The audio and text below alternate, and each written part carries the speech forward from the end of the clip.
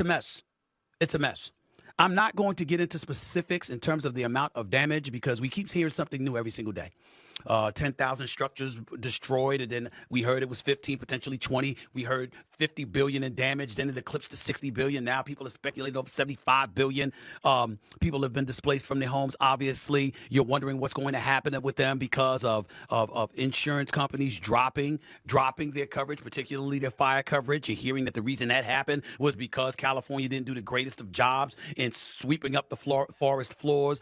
As dry as it's been over the last 8 months, it's been very, very limited in the amount of rain and what have you. The water that was coming down or the water that they had available to them wasn't necessarily utilized effectively and efficiently enough. The water coming out of fire hydrants wasn't enough power. You heard all of this stuff. 1 minute it's not enough water. Another minute it's not enough power coming out, or pressure rather, coming from the fire hydrant so you could, get rid of these fires. All of this stuff is going on right now.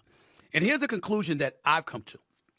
I'm not going to say this definitively, because we all know there's a weather tax in California. The weather's beautiful in Southern California.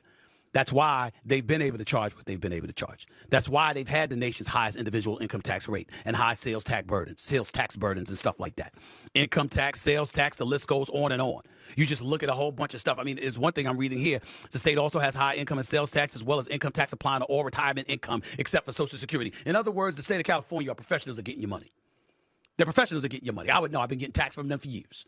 And I got to tell you something right now because of my travels back and forth for ESPN. I can tell you this right now. There's a legitimate discussion that has to take place as to how beneficial it is to live in the state of California. Seriously.